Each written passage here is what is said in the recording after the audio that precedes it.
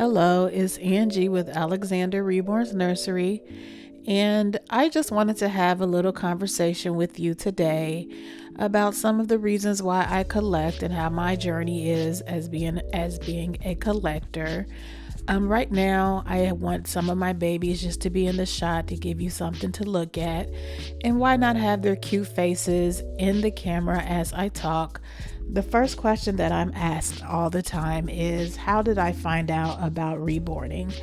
So, the first way that I found out about reborning was I was searching on Facebook, just randomly looking at posts, and I saw one of those commercials of realistic babies.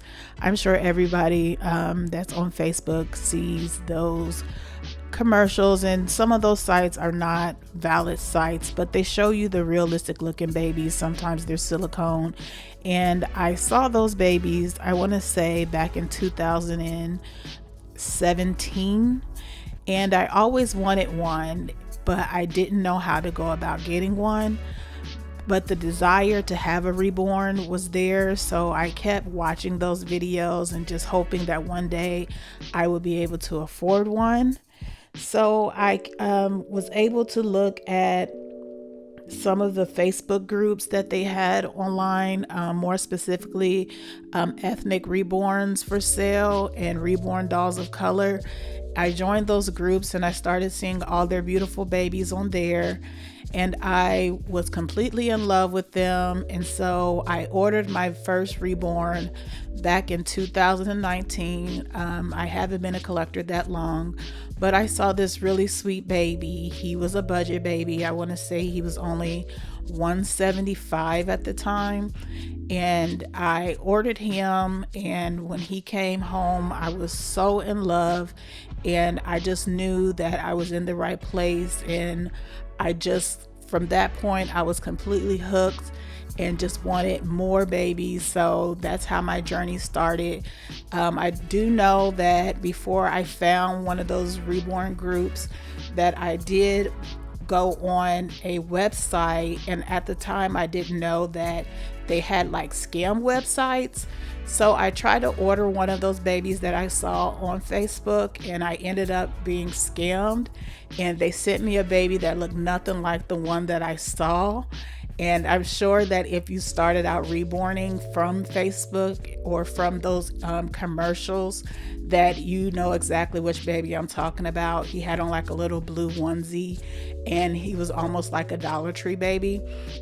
So I got that baby first, and I realized, okay, so you have to be a little bit more careful when you're ordering reborn babies. So I joined those groups, and I was able to get a real reborn that was in a really low price range. He wasn't as realistic as the baby that you're looking at right now, but he was a great beginner baby. So after I got him, I wanted to get a more realistic baby. So then I started ordering from a lot of the other Facebook groups. They did have like rules and regulations on those groups where you could only order authentic babies. And they also showed you how to order a baby and not get scammed, just like asking for safety pictures, asking for their COA, video chatting, making sure that the artist or the seller had the baby in front of them, and making sure that you're not sending money through PayPal, friends and family, but using goods and services just in case you do get scammed. There's a way that you can get your money back. So I started doing those types of things, and I ended up getting a lot of babies from Facebook and through those reborn groups. I also tried like Everything Reborn on Facebook as well, and I tried the Budget Baby group. So those are like the 4 sites that I started on, and then I worked with like 4 artists, which I still work with now. They're my main artists now. And I stick with the same artists. Like even if I want customs, I stay with those artists because I trust them and I work with them many times. So I stay with those people as well. So that's kind of how my journey started as a reborn artist. I'm sorry, a reborn collector, not an artist. The second question that I'm asked is, why do I collect reborns? So right now in my collection, I have about 30 reborn babies. I know that's a lot, right? So the reason why I started collecting was because I seen them and I fell in love with them. But also, I think collecting reborns is very therapeutic. Sometimes I have a lot of anxiety, and so when I started collecting them, it really helped to calm my anxiety. I know they say, like, when you get very anxious, what's very nice for you is to put like a weighted blanket on you to kind of calm your nerves. And our reborn babies are pretty heavy, so just picking one up and just laying them on my chest definitely helped me out a lot.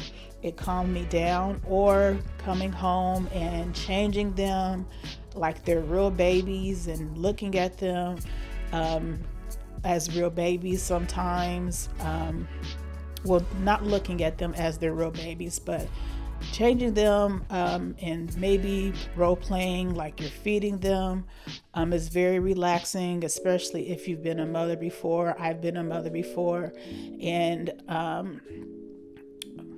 I've been a mother of a newborn, so because I have 2 kids myself. So being back in that place definitely helped me a lot. It definitely calmed my nerves and helped me through a difficult time in my life when I was going through some things mentally. So my reborns helped me through that. And also just examining the art that they are. I know that we role play with them a lot and we carry them around, or we'll take them out and go shopping and get a thrill out of people thinking that they're real babies. But at the end of the day, they are works of art. And to see them to be transformed from just a blank kit to these beautiful babies of all different shades with different features and different hair types, that is absolutely amazing. To see how an artist can transform something that was once blank into something so realistic. Many times I'll just stare at the features of my babies and their paintwork, and I'm just in awe. So that's another reason why I collect as well. And then my babies also give me a sense of ownership. Like, I know that they're my babies. It's something that I own. I've bought some babies for my daughters. I have 2 little girls, and both of them like Reborns. So I bought both of them their own doll, but these babies are mine. Like, I don't have to share them. I don't have to let anyone hold them. They're mine, and I get them the way that I want them to look. I can get them designed the way that I want them designed. It's all about me, and it's all about me owning one. So it gave me a sense of ownership as well. So I love all those things about it. The biggest thing is the therapeutic factor, and they're so calming and they're so cute. How could you not like them?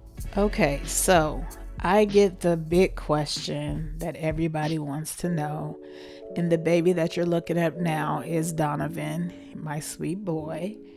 So again, the big question that everybody wants to know is, how much have I spent on Reborns?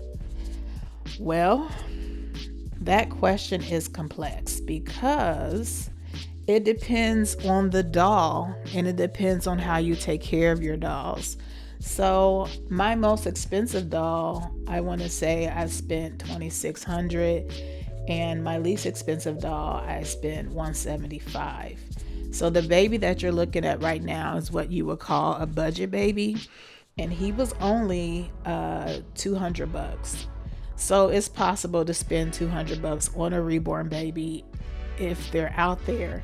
And this baby was painted by an artist. Her name is Kelsey Williams. So he is a reborn baby. He also came with a koa. So he's authentic, and was painted just like any other reborn baby, but he was a budget baby. So I've spent quite a bit on reborns. But again, it just kind of depends on your taste and what you like. Some people, they spend a lot. They're on the higher end, especially if they're getting prototypes and silicones and that type of babies. And then there's some people who want to stay with the budget babies or the boo-boo babies. I mean, it's all possible. It just kind of depends on what your taste is and what baby you like. I really don't get mixed up in sculpts that much. Now, there are different sculpts that I like, and I buy those sculpts, but I'm not a person who only has to have a certain sculpt. I see the baby. If I love the baby, then I'll buy it. So with that type of attitude, I can spend any amount of money on a baby. But it's not just the baby itself that you're spending money on, it's also the uptake. The upkeep of the baby. So once you buy the baby, that's great, but then you have to buy clothes for the baby. If you're going to be changing the baby a lot, you buy things like what he's laying in, a bassinet, or you'll buy something to store the babies on, whether it be a shelf or a bed or a crib. You have to buy those types of things. I know I buy a lot of clothes, and I buy diapers, and I buy blankets and shoes and hats and all of that for my baby. So expenses can get up there. So that's something to keep in mind. The baby is one thing, but if you're going to really interact and handle your baby, then you have to think about how much you actually want to put into having a reborn and taking care of one.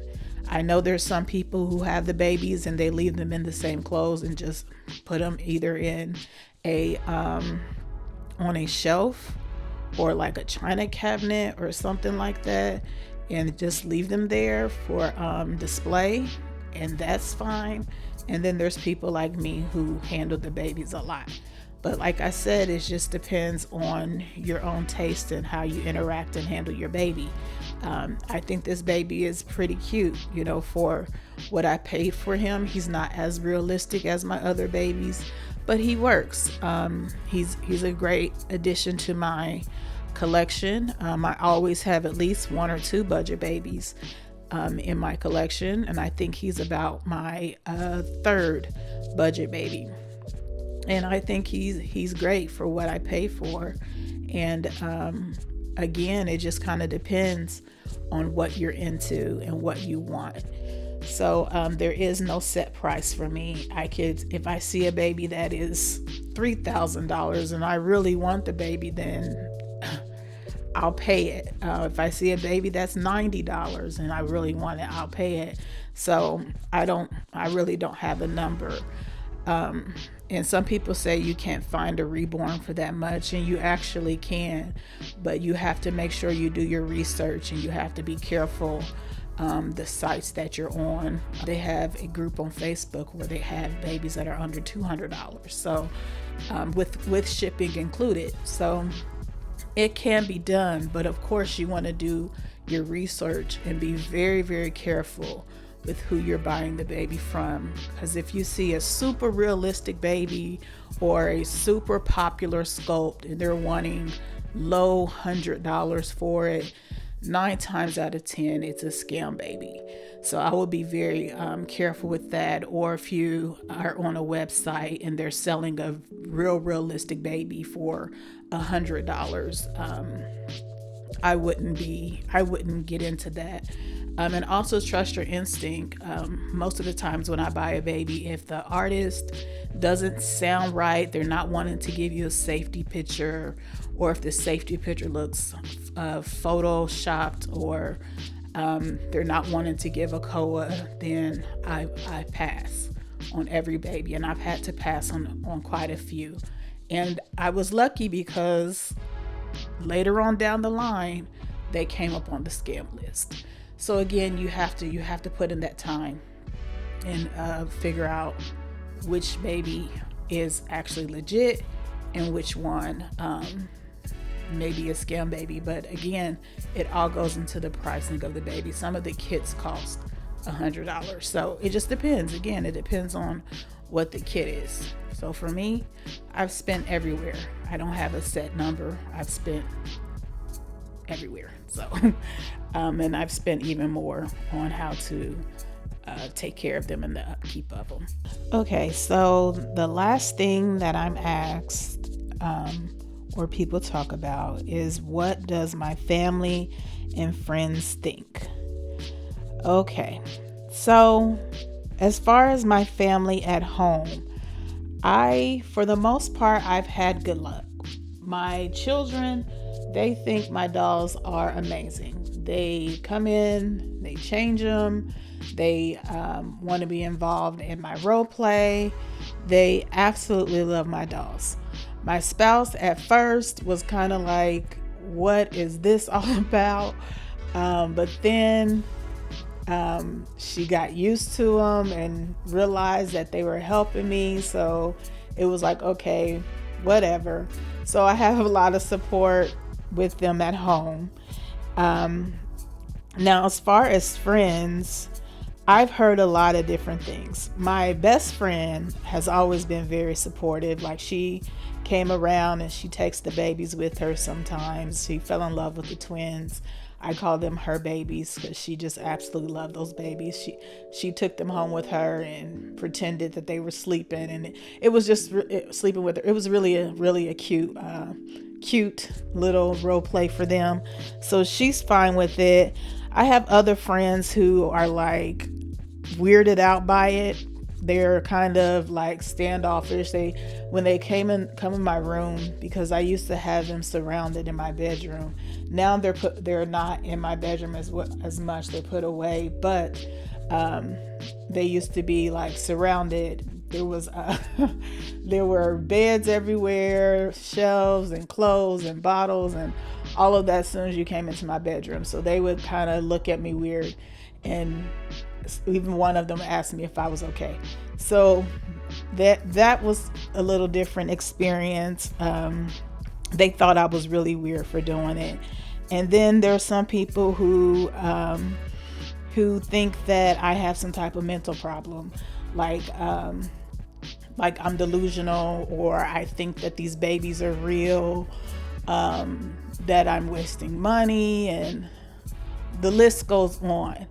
And the way that I deal with that is I allow everybody to have their own opinion, because everyone's entitled to their own opinion. So if they feel that my hobby is weird, or they have anything to say about what I do with my own money, with my own time, with my life, that's their problem, not mine. So I don't make their issue my issue. I stay focused on what I love to do and what brings me joy and what makes me happy. And if any point that I feel like it's getting to me, I come home, I grab one of my babies, I interact with it. I'll lay one on my chest, like I said, and I'll reconnect with one of my babies, because it's like they help me. They keep me happy, and it's a hobby. It's no different than someone collecting Legos, action figures, shoes. I mean, it's no different in my eyes. So I don't let their opinions really bother me. If it does, I just reconnect with my babies, and then I remind myself that their issue is not my problem. And that's just kind of the code I live by. I take my babies out with me to different outings.